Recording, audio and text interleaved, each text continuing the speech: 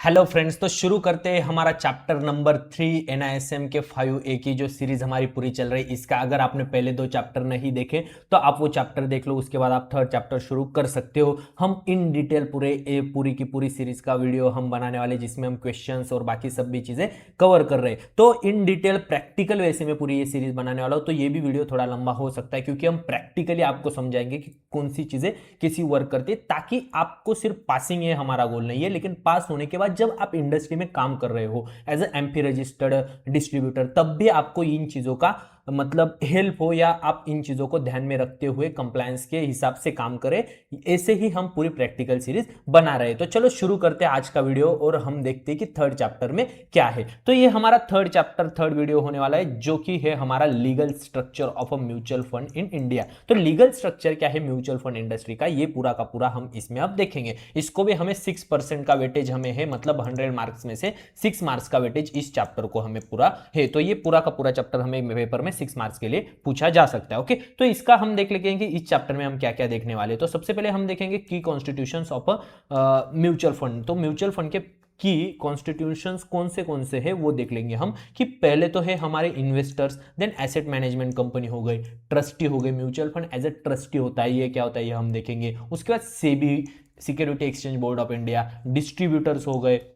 मतलब आप अगर ये लाइसेंस ले रहे हो या ये एग्जाम दे रहे हो, उसके बाद आप एमपी रजिस्टर्ड अगर हो गए तो आप डिस्ट्रीब्यूटर, एज ए डिस्ट्रीब्यूटर आप काम करोगे। और कस्टोडियंस होते हैं जो कि हमें सेफ कीपिंग और सिक्योरिटी का बाकी जो भी हमारा सिक्योरिटीज एक्सचेंज और बाकी वो काम होता है वो कस्टोडियंस करते हैं। ओके, उसके बाद हम देखेंगे organisational structure of the AMC, asset manage company जो होती है उसका जो ऑर्गेनाइजेशनल स्ट्रक्चर होता है वो पूरा का पूरा ऑर्गेनाइजेशनल स्ट्रक्चर हम स्टडी करेंगे। और लास्ट में हम देखेंगे role and support function of a service provider. तो अलग अलग सर्विस प्रोवाइडर होते उनका रोल इंडस्ट्री में क्या है और उनसे हम कैसे मतलब सपोर्ट, वो क्या सपोर्ट करते हैं ये पूरी के पूरे इंडस्ट्री को। ओके, तो चलो शुरू करते हैं। तो सबसे पहले हम देखेंगे structure of a mutual fund in India. तो स्ट्रक्चर कैसा होता है म्यूचुअल फंड इंडिया में। ओके, तो as per the SEBI rule, तो रेगुलेशन 2026, तो 2026 में नए रेगुलेशंस आए सेबी के, जिसके हिसाब से mutual fund is establish in the form of a trust granted registration under a regulation 3 which raises monetizes through the sale of a unit of a public under one or more schemes investing in the securities। तो इसका मतलब क्या कि mutual fund जो भी है, कोई भी म्यूचुअल फंड का जो ऑर्गेनाइजेशन है वो एक ट्रस्ट, एज ए ट्रस्ट वो काम करता है। ठीक है, ये चीज ध्यान में रखो, एज ए ट्रस्ट ग्रांटेड किया जाता है। और ये जो ट्रस्टी है, जो भी कोई उस म्यूचुअल फंड में इन्वेस्ट करता है उसे ट्रस्टी कहा जाता है। मान लो मैंने किसी म्यूचुअल फंड में इन्वेस्ट किया है, तो मैं एज ए ट्रस्टी बन के उसी म्यूचुअल फंड का काम कर रहा हूं। ओके, ठीक है, ध्यान में आ गया आपको। उसके बाद इन्वेस्टर इन्वेस्ट मनी, जो भी इन्वेस्टर इन्वेस्ट मनी करते हैं ये एज ए ट्रस्टी काम करते हैं। ओके, उसके बाद आता है हमारा एसेट मैनेजमेंट कंपनी। तो एसेट मैनेजमेंट कंपनी मतलब क्या, हमारा पूरा जो म्यूचुअल फंड में इन्वेस्ट करने के बाद हमारा मनी जो मैनेज करते हैं मैनेजर्स, बाकी सब डायरेक्टर्स वगैरह, वो हो गई हमारी एसेट मैनेजमेंट कंपनी। तो हम ट्रस्टी, एज ए ट्रस्टी हम एसेट मैनेजमेंट कंपनी में इन्वेस्ट करते हैं। कोई भी स्कीम में अगर हम इन्वेस्ट करते हैं तो वहां पे हम इन्वेस्ट करेंगे और जो भी रिटर्न उस स्कीम से मिलेगा वो अल्टीमेटली हमारा वहां पे बेनिफिट होगा। ओके, तो key features of a mutual fund. तो म्यूचुअल फंड के की फीचर्स क्या है, तो establish as a trust, mutual fund is set up in the form of a trust. तो म्यूचुअल फंड एक ट्रस्ट से शुरू होता है, मतलब एक ट्रस्ट ऑर्गेनाइजेशन करके शुरू होती है। और उसके अल्टीमेट बेनिफिशियरी जो होते हैं वो अल्टीमेट बेनिफिशियरी जो इन्वेस्टर्स होते हैं, मतलब मैं अगर किसी म्यूचुअल फंड में इन्वेस्ट कर रहा हूं तो अल्टीमेट बेनिफिशियरी मैं होऊंगा। ओके, तो रेज मनी फ्रॉम पब्लिक, तो पब्लिक से पैसा उठाती है for a investment purpose. Okay, उसके बाद वन और मोर स्कीम, एक ही म्यूचुअल फंड अलग अलग scheme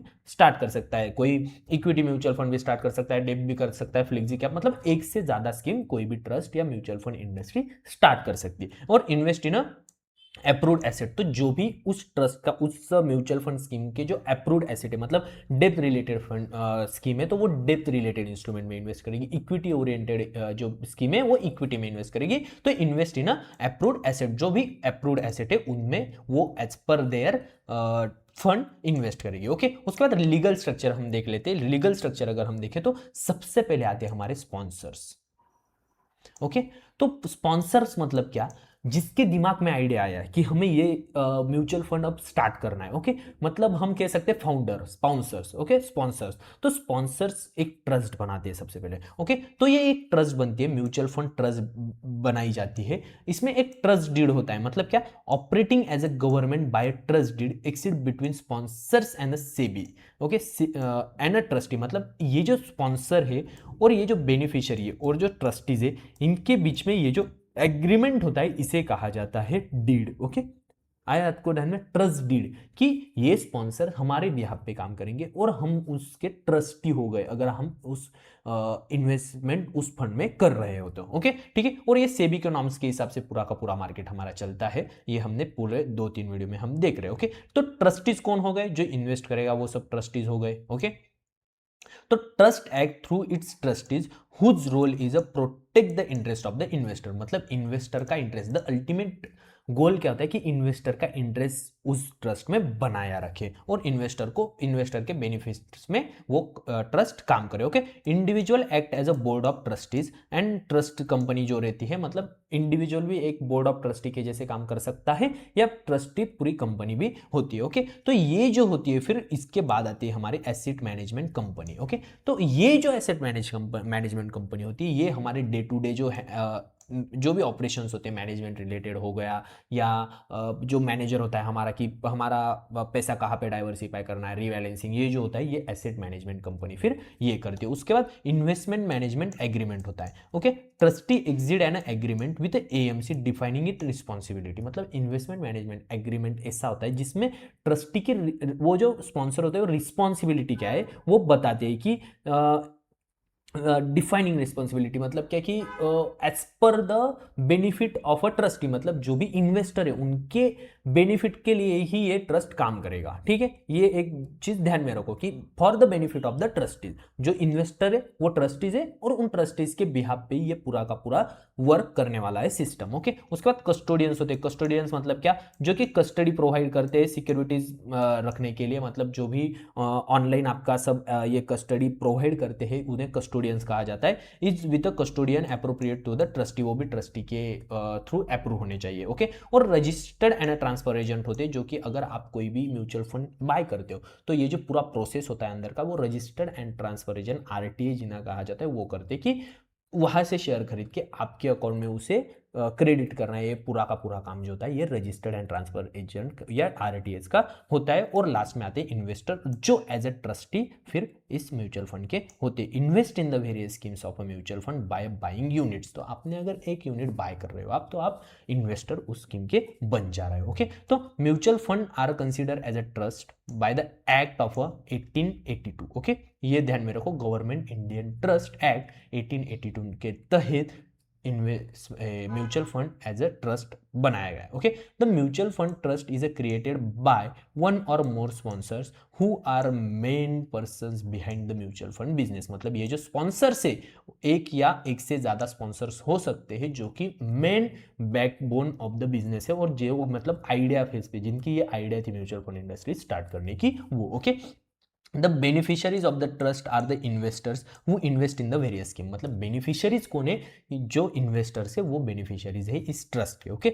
the operations and govern by the trust deed executed between the sponsors and the trust, तो स्पॉन्सर जो हो गए और ट्रस्ट के बीच में ये जो एक एग्रीमेंट किया जाता है उसे कहा जाता है trust deed, okay. The trustees protect the interest of the investor, तो ट्रस्टीज का एक ही काम है कि जो इन्वेस्टर्स है उन इन्वेस्टर्स का इंटरेस्ट बना रहे और ज्यादा से ज्यादा इन्वेस्टमेंट उस फंड में हो, यही ट्रस्टीज का काम होता है। The first trustee are named in the trust deed whose also presented as a produce for a change in trustee, okay. तो ट्रस्टी चेंज हो सकते हैं, ट्रस्टी कैन बी इंडिविजुअल या ट्रस्टी कंपनी हो सकती है।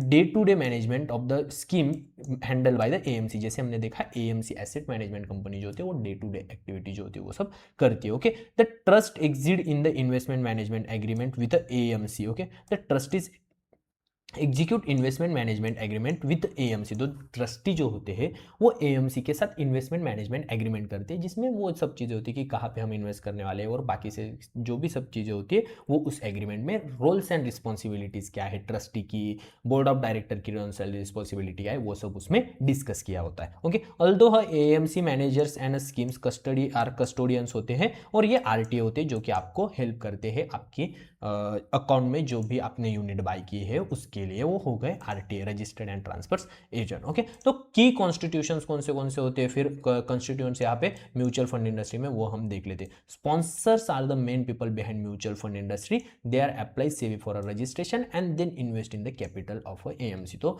स्पॉन्सर जो हो गए वो एक मेन बैकबोन होते हैं इस पूरे सिस्टम का। ठीक है, उसके बाद who is a sponsor, individual और एंटिटी हो सकती है, जिसके दिमाग में ये आइडिया आया वो स्पॉन्सर्स हो सकते हैं। ओके, तो रोल ऑफ स्पॉन्सर्स क्या होता है कि सेबी के पास जाके ये रजिस्ट्रेशन करके पूरी की पूरी इंडस्ट्री को शुरू करना। उसके बाद invest in the capital of the AMC, उसके बाद इन्वेस्ट करते हैं ये एसेट अंडर मैनेजमेंट कंपनी जो होती है उसमें capital. Okay, ensure strong governance and investor protection. तो the main most important thing is investor protection, की इन्वेस्टर का इंटरेस्ट इस मार्केट में बना रहे। सेबी भी यही रूल्स एंड रेगुलेशंस इस ट्रस्ट को या स्पॉन्सर्स को बता दिए। Okay, sponsors categorize as banks होती है जो कि प्रीडोमिनेंटली इंडियन जॉइंट वेंचर्स या अदर्स, मतलब क्या एचडीएफसी बैंक हो गई, हाँ उसकी भी म्यूचुअल फंड है, आईसीआईसी के म्यूचुअल फंड है, तो ये बैंक हो सकती है। कोई इंस्टीट्यूशंस हो सकता है जैसे यूटीआई म्यूचुअल फंड हो गया, एक इंस्टीट्यूशन हो गया, प्राइवेट सेक्टर हो गया, इंडियन फॉरेन कोई भी, ये इंडिविजुअली फिर ये ऐसी एक कंपनी स्टार्ट कर सकते हैं सेबी का अप्रूवल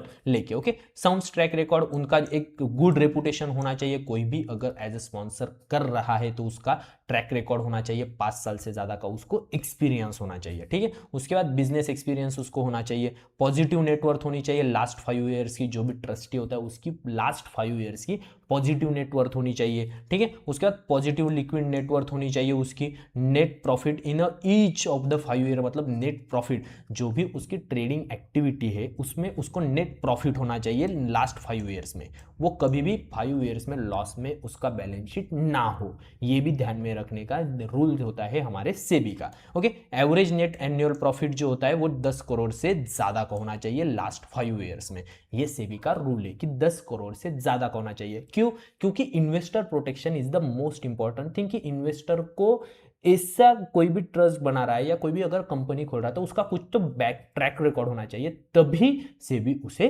अप्रूव करता है। ओके, फिट एंड प्रॉपर होना चाहिए, वो sponsor should be fit and proper person for the kind of operation, जो भी ऑपरेशन चलाने वाले उसको एक्सपीरियंस हो गया, उसका एजुकेशन हो गया, उसका नेटवर्थ हो गया, ये सब चीजें वहां पे मैच होनी चाहिए। Okay, board of directors of the trustee company of the mutual fund. तो बोर्ड ऑफ डायरेक्टर्स क्या होते हैं वो हम देख लेते हैं। The board of director of a trustee company have a critical role ensuring that the mutual fund companies with all the regulations and protects the interest of a unit holder. तो मतलब क्या, यूनिट होल्डर मतलब भी investor. तो board of directors का काम क्या है, ये पूरी की पूरी जो सिस्टम है, पूरी की पूरी जो एएमसी वर्क करे ये इथिकली वर्क करे और जो इन्वेस्टर का इंटरेस्ट है वो बना रहे, ये बोर्ड ऑफ डायरेक्टर्स का काम होता है। ठीक है, तो as per the regulation 11 SEBI mutual fund regulation 2026, तो 26 के जो 2026 में जो नए रेगुलेशन आए उसके हिसाब से a person shall be eligible to appoint as a trustee only if the person,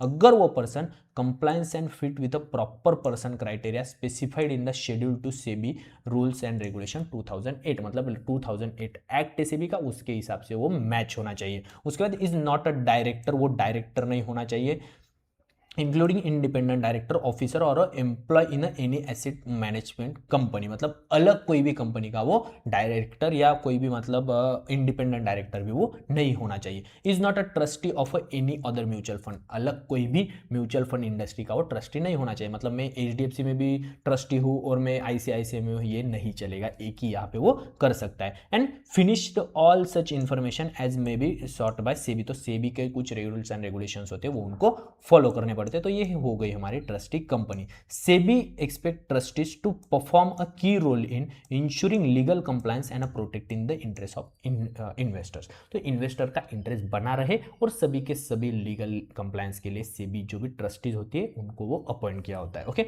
appointment and termination of the asset manage company, जो मतलब ये सब काम उनके पास होते हैं। Addressing conflict of interest and broker announcement, मतलब बाकी की जो ब्रोकर रिलेटेड जो कॉन्फ्लिक्ट ऑफ इंटरेस्ट अगर कुछ होता है तो वो सॉल्व करने का वो भी ये डायरेक्टर्स देखते हैं। उसके बाद रेगुलेटरी कंप्लायंस है ना, ट्रस्टी रिस्पॉन्सिबिलिटी जो होती है वो, मतलब जो एक ट्रेडिशनल रिस्पॉन्सिबिलिटी जो कंपनी की होती है वो सब उन्हें देखना होता है। उसके बाद trustee oversight for investor interest, तो इन्वेस्टर का इंटरेस्ट दिखा रहे और इन्वेस्टर के बेनिफिट के बिहाफ पे उन्हें काम करना होता है। और एडिशनल ट्रस्टी ओवरसाइट मतलब क्या, रिव्यू रिपोर्ट्स, मॉनिटर परफॉर्मेंस और ये बाकी सब जो चीज़ें हैं वो कंप्लायंस में है और सेबी के जो रूल्स है उसके हिसाब से वो उन्हें चेक करना होता है और रेगुलरली उनको ड्यू डिलिजेंस करना होता है कि सब रूल्स एंड रेगुलेशंस में हो रहा है। ओके, उसके बाद हम देखेंगे ऑर्गेनाइजेशनल स्ट्रक्चर। तो ये ऑर्गेनाइजेशनल स्ट्रक्चर कैसा होता है पूरी की पूरी म्यूचुअल फंड इंडस्ट्री का, ये हम देख लेते हैं। तो सबसे पहले आता है chairman. Okay, overall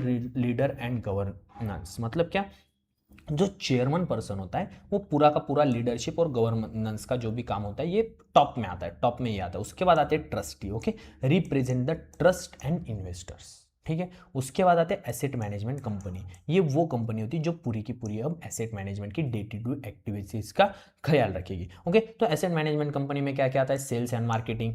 okay, risk management हो गया कि कहाँ पे रिस्क लेनी, कहाँ पे नहीं लेनी, फोन का डाइवर्सिफिकेशन कैसा होना चाहिए, ये सब आ जाता है। इंफॉर्मेशन टेक्नोलॉजी, मतलब टेक सॉफ्टवेयर कौन से यूज़ करने कौन से नहीं, ये सब वहाँ पे आ गया। उसके बाद ट्रस्टी का जो होता है कंप्लायंस, मतलब कंप्लायंस जो भी सेबी के रूल्स एंड रेगुलेशन है उसके हिसाब से सब वर्क होना चाहिए, उसका काम होगा। Okay, investment management, research analysis and portfolio management, ये भी उसके अंडर आता है। और ऑपरेशंस जो हो गए, एग्जीक्यूशन, सेटलमेंट, फंड अकाउंटिंग और ये बाकी से सब चीज़ें भी हमारे एसेट मैनेजमेंट कंपनी के अंडर आती है। ओके, तो लीगल एंड रेगुलेटरी कंप्लायंस रहे, ये ट्रस्टी का काम होता है। इंटरनल कंप्लायंस मॉनिटरिंग, मतलब इंटरनली भी सब कंप्लायंस हो रहा है, ये भी उन्हें ध्यान में रखना होता है। ओके, इन्वेस्टमेंट मैनेजमेंट में अगर हम देखें तो इक्विटी रिसर्च हो गया, फिक्स इनकम रिसर्च हो गया, पोर्टफोलियो मैनेजमेंट, मतलब इन्वेस्टमेंट मैनेजमेंट जो उसका काम ही वही होता है कि सब रिसर्च करना, कौन से स्टॉक अच्छे है कौन से नहीं है, अगर हमें रीबैलेंसिंग करनी तो वो कैसी करनी होगी, वो सब वो देखते। उसके बाद ऑपरेशंस अगर हम देखें तो ट्रेड ऑपरेशंस हो गया, फंड अकाउंटिंग हो गया, registered and transfer agencies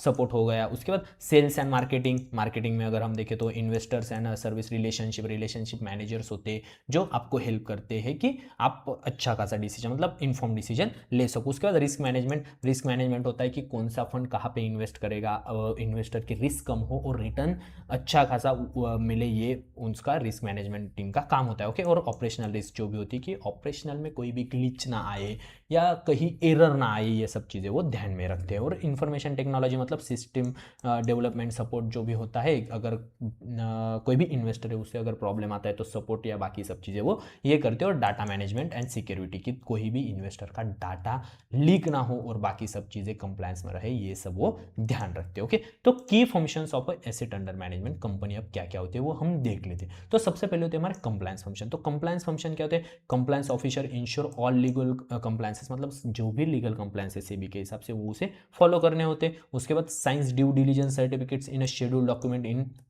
new issue, अगर न्यू इशू आता है तो सब ड्यू डिलीजेंस डॉक्यूमेंट चेक करके उस पर साइन करना होता है। Okay, verifies the intermediaries have a regulated statutory registers and approvals, मतलब जो भी इंटरमीडिएटरी जैसे कि आरटीएज हो गए और बाकी सब लोग हो गए, वो कंप्लायंस में काम कर रहे हैं या नहीं, वो उनको ड्यू डिलीजेंस करना होता है और रेगुलरली चेक करना होता है। Okay, reports directly to the head of the AMC to ensure independence, तो डायरेक्टली वो जो हेड है एएमसी की उनको रिपोर्ट करेगा ताकि वो इंडिपेंडेंटली काम कर सके। Okay, work closely with trustees and compliance to regulatory matter, तो ट्रस्टीज और कंप्लायंस के बीच में कंप्लायंस सब प्रॉपर रहे, ये उसका काम रहता है। तो ट्रस्टीज के साथ कंप्लायंस लेके उसको काम करना होता है। ओके, तो उसके बाद होता है reports any non compliance issue directly to the immediately to the trustee, तो अगर कोई भी कंप्लायंस रिलेटेड इशू होता है तो डायरेक्टली उसको ट्रस्टी को वो फिगर आउट करके उसको सॉल्व करना होता है। उसके बाद फंड मैनेजमेंट, तो fund management most critical function,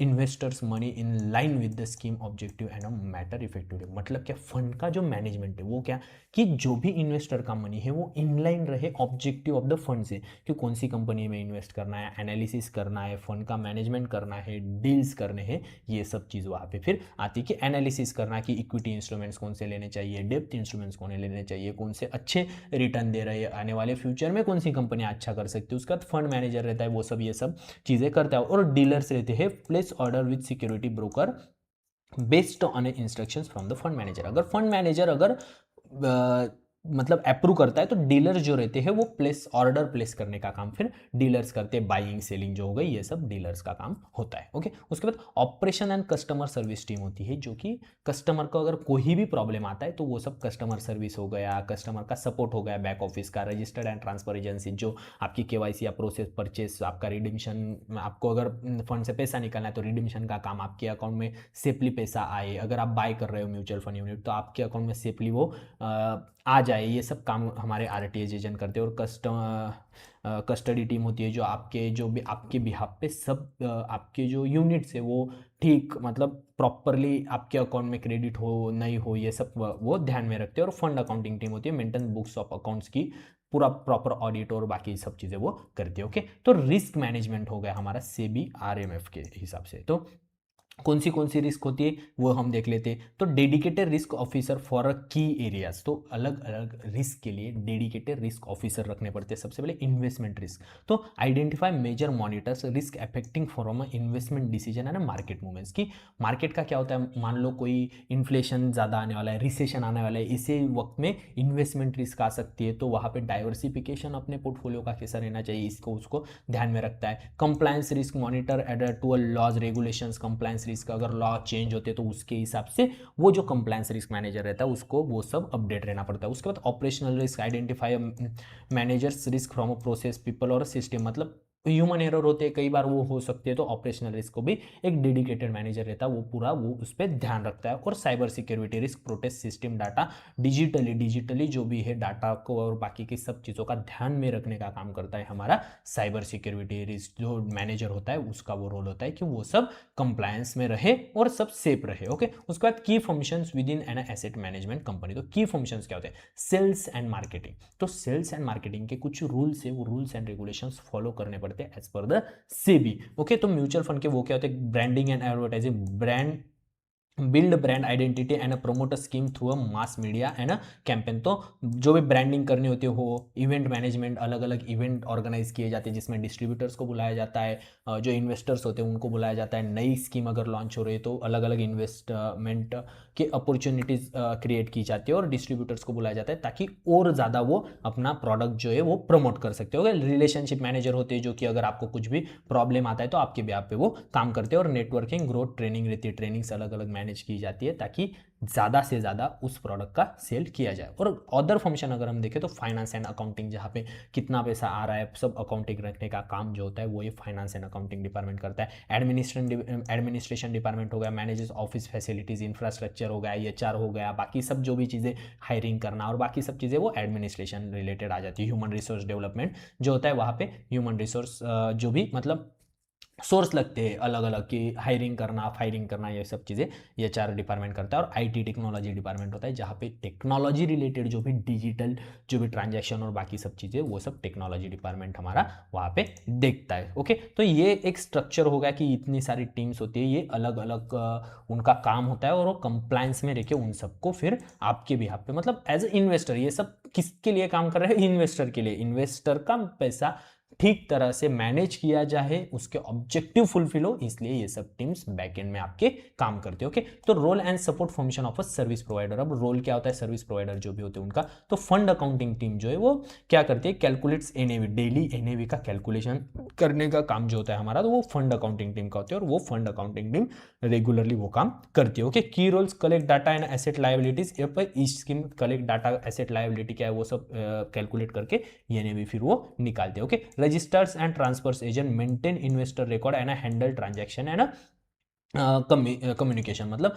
communication करके सब हैंडल ट्रांजैक्शन और बाकी सब जो भी चीज़ें वो हैंडल करने का काम हमारे रजिस्टर्ड एंड ट्रांसफर एजेंट करते हैं। हैंडल रिसीव्स, पेमेंट आया है या नहीं वो उनको ध्यान में लेना पड़ता है। Update units capital of the scheme, आपके अकाउंट में वो क्रेडिट करना। उसके बाद अपडेट इन्वेस्टर पोर्टफोलियो, आपका पोर्टफोलियो का रिकॉर्ड अपडेट करना। Provide statement and investment information, अगर आपको कोई भी स्टेटमेंट चाहिए इन्वेस्टमेंट रिलेटेड कोई इन्फॉर्मेशन चाहिए वो भी वो प्रोवाइड करते हैं। प्रोसेस परचेस एंड रिडीम्शन, अगर आप बाय करते हो तो वो सब प्रोसेस करना, आप सेल करते हो तो वो सब प्रोसेस करना, आपके अकाउंट में कैश आ जाए, वो सब ये रजिस्टर्ड एंड ट्रांसफर एजेंट फिर करते हो। ऑडिटर्स होते हैं वो responsible for audit of account ensuring accountability and compliance. मतलब क्या कि ऑडिटर्स का काम क्या होता है, फिर सब ये जो कंप्लायंस और बाकी सब चीजें वो ऑडिट हो, eight the end of the year जब ऑडिट होगा तो ये सब चीजें मैच हो, ये सब ऑडिटर्स का काम होता है। तो स्कीम के ऑडिट होते हैं या एएमसी का ऑडिटर होता है, तो एएमसी का जो ऑडिटर होता है पूरे के पूरे कंपनी का ऑडिट होता है, और ये जो होता है हमारा स्कीम रिलेटेड स्पेसिफिक ऑडिट भी वहाँ पे होते हैं। उसके बाद आते हैं डिस्ट्रीब्यूटर्स। डिस्ट्रीब्यूटर मतलब क्या, अगर आप ये एग्जाम देने का प्रिपेयर अगर कर रहे हो तो आप एग्जाम देने वाले हो,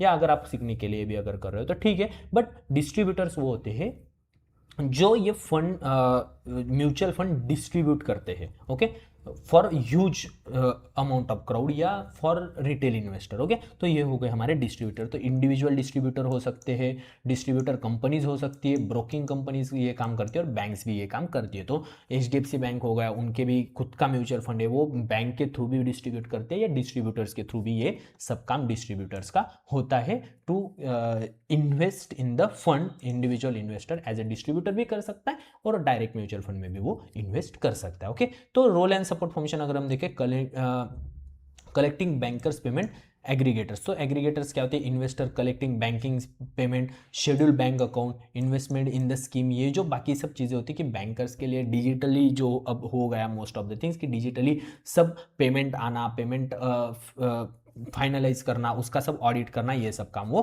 करते हो। ओके, केवाईसी रजिस्टर्ड एजेंसी जो होती है वो जब भी कभी नए क्लाइंट की ऑनबोर्डिंग होती है तो केआरए जो होते हैं वो वहाँ पे काम करते हैं कि आधार पैन मैच हो उसका, उसके बाद मोबाइल नंबर ओटीपी ईमेल उसका अपडेट हो, और वो सब उसके बाद वो केवाईसी होता है कि identification of the customer for the customer safety. तो ये केआरए एजेंसीज करती है। फिर होती है वैल्यूएशन एजेंसीज। तो वैल्यूएशन एजेंसीज का काम क्या होता है, जो भी बॉन्ड रिलेटेड इंस्ट्रूमेंट्स होते हैं उनका वैल्यू करना या स्टॉक्स को वैल्यू करना, कि इंट्रेंसिक वैल्यू पे वो वैल्यू, म्यूचुअल फंड अगर है तो इंट्रेंसिक वैल्यू पे अगर खरीदना है, तो नहीं तो बॉन्ड्स और बाकी चीज़ों को वैल्यू करना, ये काम होता है हमारे वैल्यूएशन एजेंसी का। तो provide a fair valuation matrix for a non traded tiny traded डेब्ट सिक्योरिटीज। मतलब क्या होता है कि स्टॉक की वैल्यू तो आपको पता चल जाएगी क्योंकि वो मार्केट में ट्रेडेड है, तो वो बहुत फ्रीक्वेंटली ट्रेडेड है, लेकिन जो डेब्ट सिक्योरिटीज होती है उनकी फाइनल वैल्यू जो कैलकुलेट करना होता है, जो फ्रीक्वेंटली ट्रेडेड नहीं है, वो हार्ड होता है। तो ऐसे समय में वैल्यूएशन एजेंट जो होते हैं वो वैल्यूएशन करना उस बॉन्ड का, उसकी रेटिंग करना, ये सब काम जो होता है वो valuation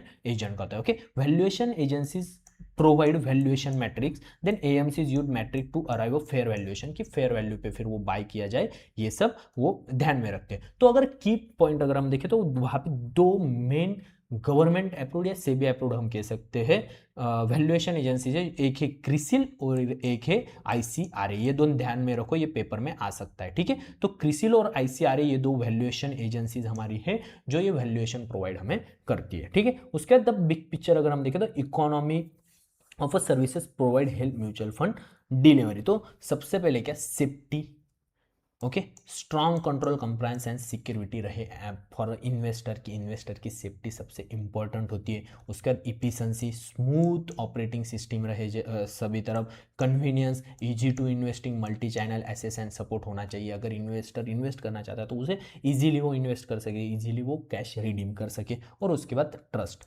transparent process and investor protection is the most important thing, जहाँ पे इन्वेस्टर का अगर ट्रस्ट बन रहा है तभी वो उस स्कीम में इन्वेस्ट करने वाला है। तो ये भी ट्रस्ट बिल्ड करना, ये भी एक काम हो जाता है हमारी जो भी एजेंसी होती है, एएमसी होती है उसका। ओके, तो role and support function of a service provider. अब सर्विस प्रोवाइडर का क्या होता है, क्रेडिट रेटिंग एजेंसी मैंने आपको जैसे बताया वो क्रेडिट प्रोवाइड करती है। बॉन्ड इंस्ट्रूमेंट्स होते हैं उनको अलग अलग क्रेडिट होते हैं। तो जो जैसे हमने पिछले इसमें देखा क्रिसिल और आईसीआरए जो होता है ये क्रेडिट रेटिंग एजेंसी, वो क्रेडिट प्रोवाइड करती है कि ट्रिपल ए रेटेड जो बॉन्ड होते हैं उसमें लो रिस्क होती है, डबल ए रेटेड बॉन्ड जो होते हैं उसमें भी लो रिस्क होती है, ए में मॉडरेट रिस्क होती है, ट्रिपल बी से बिलो जो बॉन्ड होते हैं उनमें रिस्क ज़्यादा होती है। तो ये रेटिंग एजेंसीज होती है जो कि अलग अलग डेब्ट इंस्ट्रूमेंट जो होते हैं उनको रेट करते हैं as per their instrument category. अगर गवर्नमेंट रिलेटेड अगर कोई डेब्ट सिक्योरिटी तो उसकी रेटिंग ट्रिपल ए रेटेड रहेगी, लेकिन अगर कोई कॉर्पोरेट कंपनी है, स्मॉल कैप कंपनी है, उसका बॉन्ड अगर ले रहे हैं तो उसकी रेटिंग कम रहेगी, जहां पे रिस्क बढ़ जाती है और रिटर्न भी थोड़ा बढ़ता है लेकिन रिस्क थोड़ी सी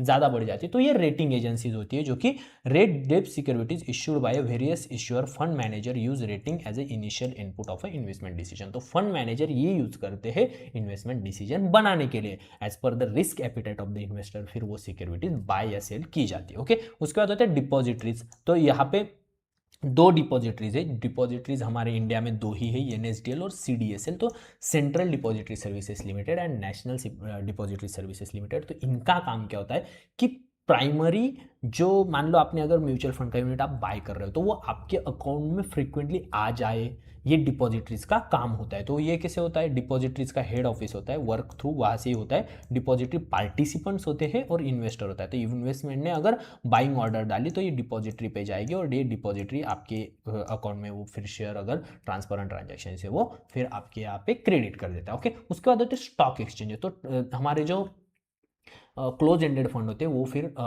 एक बार एनएफओ आ जाए उसके बाद स्टॉक एक्सचेंज में से ट्रेड होते हैं। तो उसमें कौन से बीएसई और एनएसई, ये दो हमारे स्टॉक एक्सचेंजेस है, major stock exchanges, Bombay stock exchange and national stock exchange. तो यहाँ पे बीएसई स्टार म्यूचुअल फंड करके म्यूचुअल फंड की एक एजेंसी है बीएसई की, और एनएसई की हमारी NSE mutual fund two platform करके यहाँ पे डायरेक्टली आप कनेक्ट कर से वहाँ से डायरेक्टली म्यूचुअल फंड बाय कर सकते हैं। एज ए डिस्ट्रीब्यूटर अगर आप बनते हो तो आप यहाँ पे कनेक्ट हो जाते हो आपके ब्रोकर के थ्रू, ठीक है। तो उसके बाद होता है एग्जीक्यूशन ओनली प्लेटफॉर्म कई होते हैं। एग्जीक्यूशन ओनली प्लेटफॉर्म कौन से, जिसमें सिर्फ एग्जीक्यूशन का काम होता है। जो डायरेक्ट म्यूचुअल फंड आप सेल करते हो, लेकिन हम distributor regular mutual fund sell करते हैं, लेकिन डायरेक्ट म्यूचुअल फंड अगर किसी को बाय करना है तो एग्जीक्यूशन ओनली प्लेटफॉर्म जैसे कि ग्रो हो गया, जीरोधा हो गया, ये जो एग्जीक्यूशन ओनली प्लेटफॉर्म है, या कोई प्लेटफॉर्म होते हैं जो टेक्नोलॉजी सर्विसेज प्रोवाइड करते हैं, वो प्लेटफॉर्म एग्जीक्यूशन ओनली होते हैं। जो सिर्फ कन्वीनियंट के लिए यूज किया जाता है तो वो भी प्लेटफॉर्म यूज कर सकते हैं। तो कैटेगरी 1 के होने चाहिए और रजिस्टर्ड ऑन एमफी। एमफी जो होती है, एमफी जो है association of mutual fund India, ये बॉडी है जो आपको, अगर आप जब लाइसेंस भी लेने जाते हो तो लाइसेंस भी आपको यही प्रोवाइड करते हो। और ये पूरे के पूरे म्यूचुअल फंड मार्केट की बॉस हम जिसे कह सकते हैं वो है हमारी एमपी। वो ये भी हम आने वाली वीडियोस में देखने वाले। Okay, must be body corporate then acts as a agent of MP. तो एमपी एएमसी सॉरी, उसके बाद integrated with AMCs and RTs. Okay, and category 2 के जो होने चाहिए वो होते हैं हमारे सेबी। तो सेबी का जो है, सेबी और एमपी के जो अप्रूव्ड जो प्रोवाइडर होते हैं उनके साथ ही आपको काम करना है और वही प्रोवाइडर आपको सर्विस प्रोवाइड कर सकते हैं। ओके, तो फंक्शन ऑफ एमपी हम देख लेते हैं। MP is the association of all the registered asset management companies. तो ये जो सब कंपनीज है इन सब का बॉस हम कह सकते हैं एमपी है। ओके, तो एमपी का काम क्या है वो हम देख लें। हाईली इथिकल स्टैंडर्ड्स इस पूरी इंडस्ट्री में मेंटेन रहे, मतलब कहीं पे भी मिस बिहेव इस इंडस्ट्री में ना हो, इन्वेस्टर के साथ कोई भी मतलब कोई दुर्व्यवहार ना हो, ये सब एमपी यहाँ पे ध्यान में रखती है। उसके बाद best practices and code of conduct, मतलब बेस्ट प्रैक्टिसेस इस पूरी इंडस्ट्री में वो ये एमपी का काम है होते। इंटीग्रेशन विद सेबी, तो सेबी के साथ ये जुड़ा हुआ होता है, सेबी के रूल्स एंड रेगुलेशंस के हिसाब से ही एमपी को भी चलना पड़ता है। ओके, उसके बाद present to governance and others, मतलब गवर्नेंस जो होता है हर एक कंपनी का वो प्रॉपरली मैनेजमेंट में हो और गवर्नेंस के हिसाब से हर एक कंपनी काम करे, ये भी एमपी का काम होता है। ये सब एमपी नजर रखती है कि कोई भी मिसबिहेव ना करे। Okay, to represent to a government, Reserve Bank of India and other bodies on all matters resolving industry, मतलब कोई भी मैटर अगर आता है तो वो गवर्नमेंट के साथ डायरेक्टली कनेक्ट कर सकता है। ओके, उसके बाद इन्वेस्टमेंट अवेयरनेस, इन्वेस्टमेंट को अवेयर करना, उसको लर्निंग देना, फाइनेंशियल लिटरेसी बढ़ाना, ये सब एमपी काम करते हैं। इंफॉर्मेशन स्टडीज एंड रिसर्च भी प्रोवाइड करती है to disseminate information on the mutual fund industry and to understand studies and research directly and association with other bodies, मतलब अदर बॉडीज से कनेक्ट करना हो या इंफॉर्मेशन प्रोवाइड करना हो, ये भी एमपी काम करती है। उसके बाद रेगुलेशन ऑफ अ डिस्ट्रीब्यूटर, जो डिस्ट्रीब्यूटर से उन सबको रेगुलेट करने का काम भी एमपी करती है। आपको भी अगर आप रजिस्टर करना चाहते हो तो आपको ARN नंबर लगता है। ओके, तो ARN नंबर आपको प्रोवाइड करने का काम भी कौन करेगा, एमपी करती है। ठीक है, तो रेगुलेशन सो पूरे के पूरे डिस्ट्रीब्यूटर्स के यहाँ पे ये एमपी का काम होता है। और protect investment interest, at the end goal जो है वो है प्रोटेक्ट इन्वेस्टर इंटरेस्ट, और इन्वेस्टर ज़्यादा से ज़्यादा इन्वेस्टर इस मार्केट में आए और उनका इंटरेस्ट बना रहे, उनके साथ अच्छे मतलब इथिकल प्रैक्टिसेस हो, यही एमपी का भी काम होता है। ओके, तो की रोल्स अगर हम देखें तो रजिस्ट्रेशन ऑफ डिस्ट्रीब्यूटर, डिस्ट्रीब्यूटर्स का रजिस्ट्रेशन करना, इशू गाइडेंस एंड सर्कुलेशंस, मतलब अगर कोई भी गाइडेंस हो, नए कुछ रूल्स एंड रेगुलेशंस आते हैं तो उसको हर एक डिस्ट्रीब्यूटर की तरफ, हर एक एसेट मैनेजमेंट कंपनी की तरफ पहुंचाना, ये एमपी का काम होता है। उसके बाद इंडस्ट्री प्रेजेंटेशन, प्रेजेंट सब mutual fund industry on the regulatory and compliance basis पे रहे, सेबी के जो भी गवर्नेंस लॉ है उसके हिसाब से चले, ये उनका काम होता है। And investment education and learn, मतलब क्या, फाइनेंशियल लिटरेसी बढ़ाए, इन्वेस्टर को एजुकेट करे ताकि वो एक इन्फॉर्म डिसीजन इस मार्केट में ले सके। ठीक है, तो अब हम सैंपल क्वेश्चन जो है चैप्टर 3 के वो देख लेते हैं ताकि आपको ये पूरे प्रैक्टिकली आप हैंडी हो जाओ। तो ये हम थर्ड चैप्टर मैंने थोड़ा सा क्विकली कवर किया, क्यों?